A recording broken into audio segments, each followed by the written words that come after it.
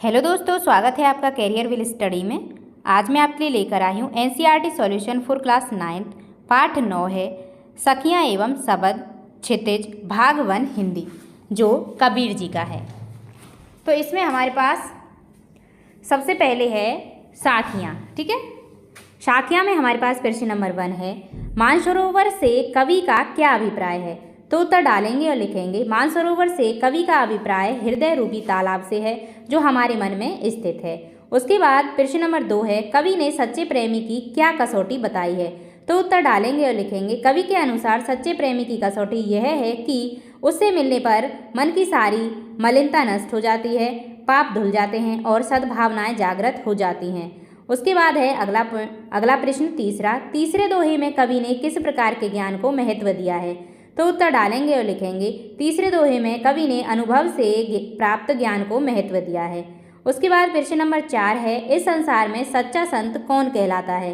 तो उत्तर डालेंगे और लिखेंगे इस संसार में सच्चा संत वह है जो सांप्रदायिक भेदभाव, तर्क वितर्क और वैर विरोध के झगड़े में न पड़कर निश्चल भाव से प्रभु की भक्ति में लीन रहता है। उसके बाद प्रश्न नंबर 5 है, अंतिम 2 दोहों के माध्यम से कबीर ने किस तरह की संकीर्णता की ओर संकेत किया है। तो उत्तर डालेंगे और लिखेंगे अंतिम 2 दोहों के माध्यम से कबीर ने निम्नलिखित संकीर्णताओं की ओर संकेत किया है। का है अपने आप मत को श्रेष्ठ मानने की संकीर्णता और दूसरे धर्म की निंदा करने की संकीर्णता, और खा पॉइंट है ऊंचे कुल के अहंकार में जीने की संकीर्णता। उसके बाद अगला प्रश्न है हमारे पास प्रश्न नंबर 6, किसी भी व्यक्ति की पहचान उसके कुल से होती है या उसके कर्मों से। तर्क सहित उत्तर दीजिए। तो उत्तर डालेंगे और लिखेंगे किसी भी व्यक्ति की पहचान उसके कर्मों से होती है। आज तक हजारों राजा पैदा हुए और मर गए, परंतु लोग जिन्हें जानते हैं वे हैं राम, कृष्ण, बुद्ध, महावीर आदि।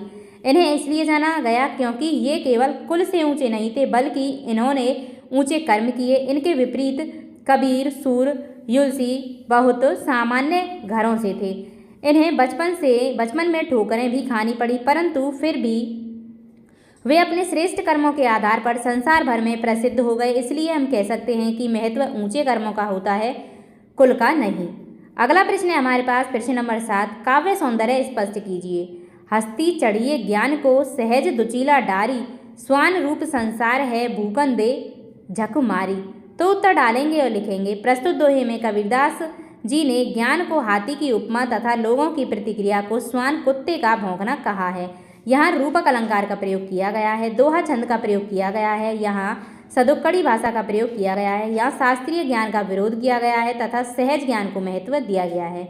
उसके बाद है हमारे पास शबद। तो देखो शबद में प्रश्न नंबर 8 है हमारे पास, मनुष्य ईश्वर को कहाँ कहाँ ढूंढता फिरता है। तो उत्तर डालेंगे और लिखेंगे मनुष्य ईश्वर को देवालय, मंदिर, मस्जिद, काबा तथा कैलाश में ढूंढता फिरता है। उसके बाद है प्रश्न नंबर 9, कबीर ने ईश्वर प्राप्ति के लिए किन प्रचलित विश्वासों का खंडन किया है। तो उत्तर डालेंगे और लिखेंगे कबीर ने ईश्वर प्राप्ति के लिए प्रचलित विश्वासों का खंडन किया है।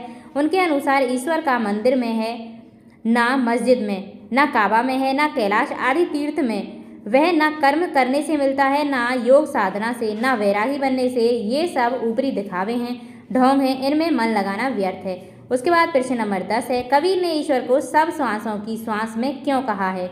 तो उत्तर डालेंगे और लिखेंगे सब श्वासों की श्वास में से कवि का तात्पर्य यह है कि ईश्वर कण कण में व्याप्त है, सभी मनुष्य के अंदर है। जब तक मनुष्य की सांस यानी कि जीवन है, तब तक ईश्वर उनकी आत्मा में है।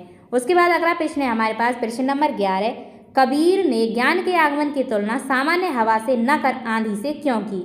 तो उत्तर डालेंगे और लिखेंगे कबीर ने ज्ञान के आगमन की तुलना सामान्य हवा से न कर आंधी से की है, क्योंकि सामान्य हवा में स्थिति परिवर्तन की क्षमता नहीं होती है, परंतु हवा तीव्र गति से आंधी के रूप में जब चलती है तो स्थिति बदल जाती है। आंधी में वो क्षमता होती है कि वो सब कुछ उड़ा सके। ज्ञान में भी प्रबल शक्ति होती है जिससे वह मनुष्य के अंदर व्याप्त अज्ञानता के अंधकार को दूर कर देती है। उसके बाद प्रश्न नंबर 12 है, ज्ञान की आंधी का भक्त के जीवन पर क्या प्रभाव पड़ता है। तो उत्तर डालेंगे और लिखेंगे ज्ञान की आंधी का मनुष्य के जीवन पर यह प्रभाव पड़ता है कि उसके सारी शंकाएं और अज्ञानता का नाश हो जाता है। वह मोह के सांसारिक बंधनों से मुक्त हो जाता है, मन पवित्र तथा निश्चल होकर प्रभु भक्ति में तल्लीन हो जाता है। उसके बाद 13वां प्रश्न है, भाव स्पष्ट कीजिए।